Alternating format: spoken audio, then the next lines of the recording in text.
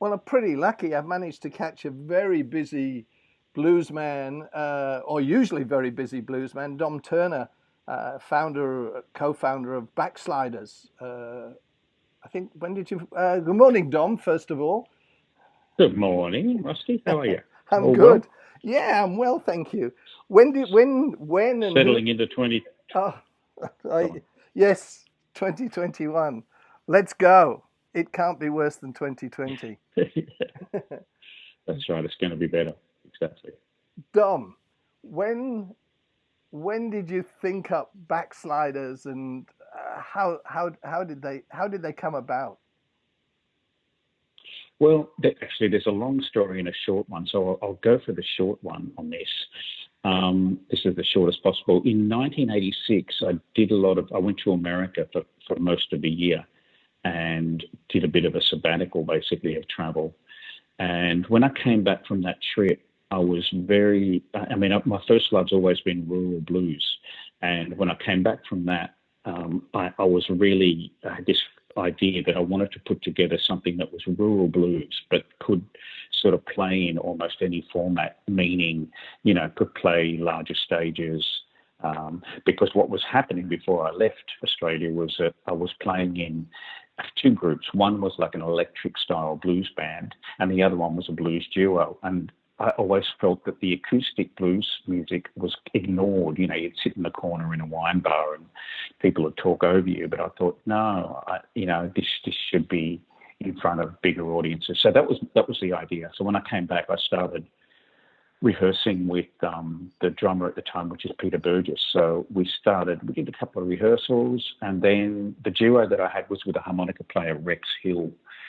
And so after a few practices with Pete on drums, then we got Rex, and we became the first lineup of the Backsliders, and then recorded it pretty well straight after that.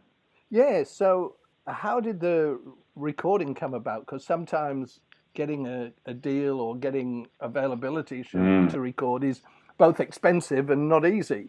So how did that happen? Exactly. Exactly right. Well, this was in 1986. So we did a couple of gigs around, and we were very fortunate in that we were asked to do a gig at the Sydney Town Hall as part of a bill of a lot of different cross-genre artists. And it was put on by a radio station, 2MBS FM. It's now called Fine Music FM. So we were asked to do that. As it worked out, our very unreliable harmonica player couldn't make it. He had a party on. So me and Pete, the drummer, did it. And it was from that we did it. It was a packed crowd. Our idea of rural blues in that sort of format with percussion with it, so that people could hear the beat and could dance to it. It was a fantastic night and a fantastic afternoon, and we went over really well. And we literally, it's a bit of a textbook story. We literally walked off stage, and the manager of the radio station came straight up to me while I was all sweaty and holding my guitar and said, "We want to record you guys. When can we get into the studio?" So it was that kind of story, and so we recorded pretty soon after that. I think it was early '87 we started recording. So it kind of went from there. Wow. And that recording session or sessions resulted in your debut album, which is called Preaching Blues was the first album. Preaching Blues. Preaching Blue. Yeah, so it was named after the famous Robert Johnson song. Yeah. And interestingly, that song, while it's a version, the first album was all versions of early blues songs, and that was for a good reason. That was because, well, one, that's my first love, and two, at the time we felt that nobody was really playing that music. It was a lot, well, in Sydney anyway, I was picking up, it was a lot of kind of, the Chicago style Muddy Waters, Junior Wells, in their sort of 40s, 50s, 60s period music. I also love that as well. But we wanted to go back into Robert Johnson and Mississippi Fred McDowell and Skip James and all of those early rural artists. And so that's what we did on that album. Cool. And put that one out, and then interestingly, Preaching Blues, while albums since, as we moved we put out more albums, there was more of that music started happening around the country. We were noticing, we could see other bands doing a similar thing. So then we started writing. I mean, I'd always written songs even before Backsliders, so we started writing things. But interestingly, over the years, we've always had a few traditional songs on the album, or not traditional, early blues songs on our albums, and we do versions of it. And Preaching Blues, we must have recorded about 5 times over the years, I think. Always a different version, but it's kind of gotten wilder as time's gone on. Yeah, and that was our very first album. And it's still in your set list generally as well, Preaching Blues. Absolutely. Yeah, cool. It's still in the set list, yeah. Possibly one of my favourite songs, which is why it's there. And 34 years later comes your latest album, Bone Crunch. It was. And I was about to say, how different was the recording process for this album, Bone Crunch, to Preaching Blues back in the day? Yeah, well, they're very similar on one respect. Probably the biggest difference is the first album was all acoustic, completely acoustic, and that was a conscious decision. We wanted to do. The idea was to be an acoustic act, but as time's gone on, we've become much more electric, and even though we're still basing our music on kind of early rural blues riffs. A lot of the players that I like Mississippi Fred McDowell, for example, he's probably my biggest hero. A lot of his music was actually electric, even though there wasn't really an issue about I've got to play acoustic. It was really basically electric guitar came along and people embraced it. So we were still playing the same music but on electric guitar. So that's kind of what I've ended up doing is trying to stick to that form, write our own music and play it on electric guitar. So that's the biggest difference, is that it's electric now. The recording process itself was pretty similar because we always record live. We just record live in the studio, and then we'll come back and sort of slightly embellish by, maybe overdubbing some vocals or some other instruments. Like in this case, we got members of the Turner Brown Band, one of my American collaborations, and Nikki Brown, Gloria Brown, and Tamika Webb from Toledo, Ohio.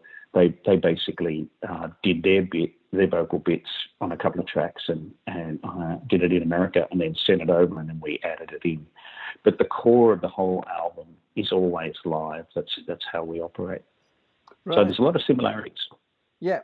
Yeah, you've never actually wavered or strayed from your passion of that sort of very, the early blues inspiration. Did you ever think you might? Was there ever a day you woke up and you thought, oh, you know what, maybe a pop song might go down well at the moment, No, absolutely not. No. That's actually completely opposite of me. It's just one of those things, Rossi, that literally since I was a teenager, my mates from those days who I'm still in contact with will remember, like in the late 70s and early 80s, the disco scene hit Sydney and probably hit the whole country. And, of course, we wanted to socialise, so we were around at discos, and like probably every hour or so, I'd go out to the car and stick on the cassette player and listen to some Robert Johnson or something just to get my head back into the space that I was really at, or even Johnny Winter or stuff like that. It's something kind of Saturday night music, and then sort of go back and sort of grit my teeth to put up with the disco music. But then actually I quite like it now. But it's always been what I love the most. So I'm not playing music to make a hit song, really. I'm just playing exactly what I like, and thankfully, working with the lineup now with it's basically me and Rob Hurst, with Ian Collar and Joe Glover and Rod Smith occasionally on harmonica on things. But it was, thankfully, we've all got the same idea. It's just we just want to play what we like, and we hope other people like it. And so it's really It's all based on, even though people might listen to some tracks and go, well, that's really just basically a rock song. But if you pull it apart, the core of it is going to be a blues riff that we do. We rely a lot on sort of like hill country blues riffs rather than 12-bar blues. Yeah. Yeah, and in fact, it's the modern music that's grown out of that. So people might hear rock in it, but in fact, it is, as you say, if you deconstruct it, it is right back in the hills with the bluesmen. Yeah, that's right. Yeah, and exactly right, Rusty. That rock comes from blues, so that's what you're hearing. That's what you're hearing. Okay, now just to change tack completely, and thank you for that. And I'd love to come back one time and sit in a room, maybe with you and Peter Noble, and just spout about the blues and put it down as a podcast or something, because it's extremely interesting. That would be great. Maybe that's something we could do while you're at Blues Fest. That would be great. That would be really great. Because in fact, there's, Peter and I go way back to before Blues Fest, and so there was events that we were involved in with Backsliders. In particular, one that comes to mind is I think it was the Legends of the Delta Blues tour in early 1990s with R.L. Burnside and Big Jack Johnson and Frank Frost and Lonnie Pitchford, and it was just such a fantastic festival, and just introduced the hill country blues music and elements of Delta blues back into Australia. It was really a great festival. So yeah, we'd have a lot to talk about, that's for sure. Yeah, that's something for me to work on. But I've got one more thing for you. I'm just going to take you laterally away sort of from that sort of core blues conversation and go, are there 3 or so crazy things about the sort of factoids about Backsliders that we don't know until now? Yeah, a few things. Okay, yeah. So we're a pretty tame bunch, actually, to be honest. But Rob Hurst is a very good gardener and can name many species of plants. We often, he gets up early on tours and walks around small towns and often chats with locals, and he knows the names of many different plants and that sort of thing. So he's really into gardening as one thing. Right. I'm also I'm a cyclist. I love. My father was a professional velodrome racer in Sydney. Wow. Back in the 1940s. Yeah. So there's kind of a cycling thing that I've taken on. But I've always, I just kind of commute and ride around. I'm not a Lycra guy, but I do like riding. I can see the headline now. Yeah. Backsliders do Lycra at Blues Fest. Yeah, that's right. That's right. It's not going to happen. Okay. In fact, there was a story in a cycling magazine in Australia. I can't remember the name of the magazine, but there was a story on me about cycling and Backsliders. So, yeah, that's a couple of things there. Cool. Not terribly crazy, but. Oh no, but good enough. Anyway, Dom, what's between now and Blues Fest for Backsliders?